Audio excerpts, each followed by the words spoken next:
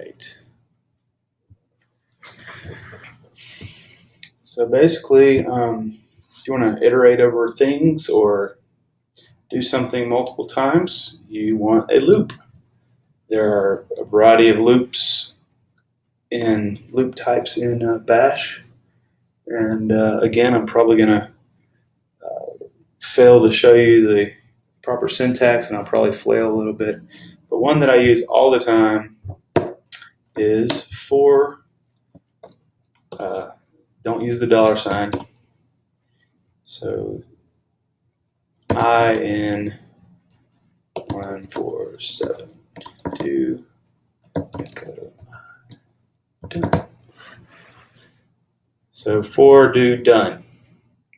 And in this case, I'm calling my variable I, and then I'm just giving a list of things that I want to iterate over. And there I have it. Okay. There's some variations. Oops. There's some easy and great variations on this loop, like in the in area, in the end statement, or constraint. I don't know what it's called, but let's say $. This is using input redirection. Temp input. Input's just I'll just put input file, just so you don't think it's anything special. So I'm going to echo 4, 5, 7, 1, 2, 3.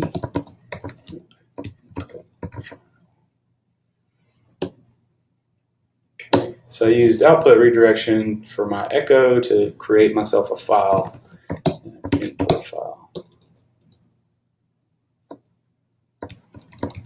Oh my gosh. All right. So I'm hoping that my IFS is going to properly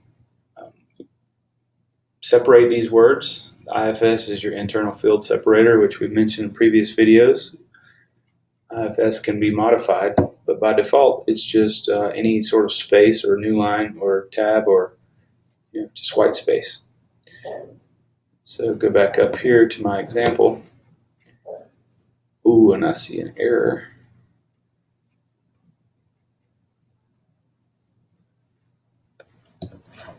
Okay, there you go. For each one of those things, do an echo. Of course, echo, we could probably do another breakfast bash on that, but we could do like echo-n is going to not put a new line. It's going to squish them all together.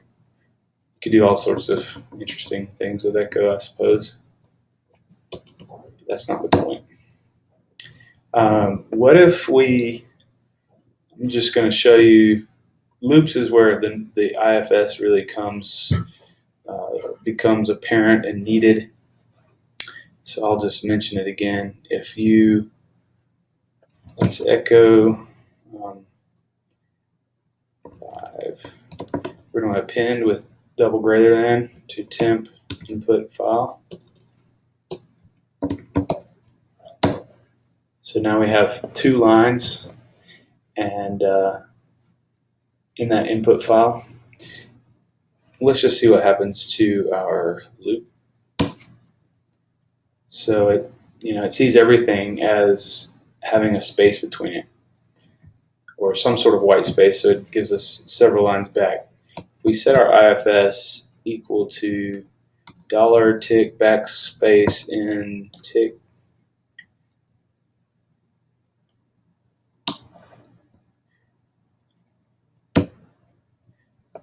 so there you see it did not. It didn't use any white space. It only used the new line, which is what we've specified here in IFS. This is great when you want to kind of iterate over whole lines of an input file, and they have spaces in them. You might want to, awk on each line, and so you may do a for loop over the file and then do an awk over each line. You may also, within your uh, loop, I might say for, yeah, sorry, I think because I'm doing the recording and I also have 3 monitors driving on my MacBook here, it's a little slow to respond, my keys, so sorry about that. So you could do IFS equals, oops.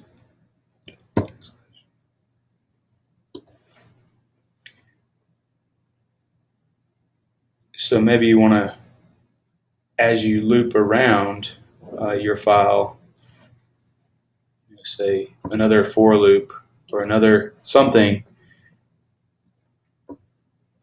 and then before you get to your next line or iteration of your for loop, you may want to set it back. IFS equals $.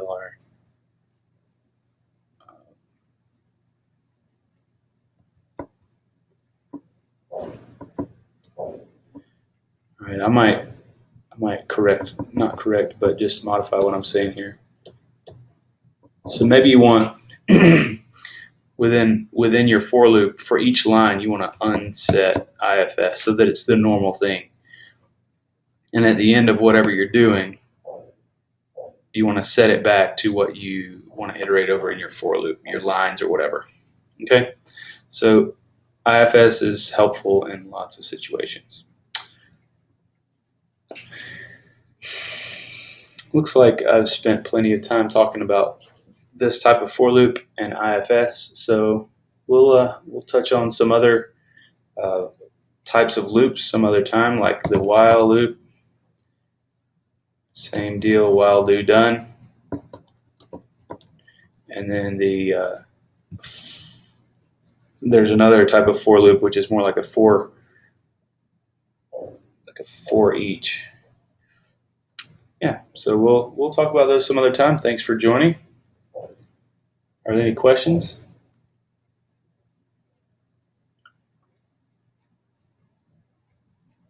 All right, thank you, and we'll see you tomorrow.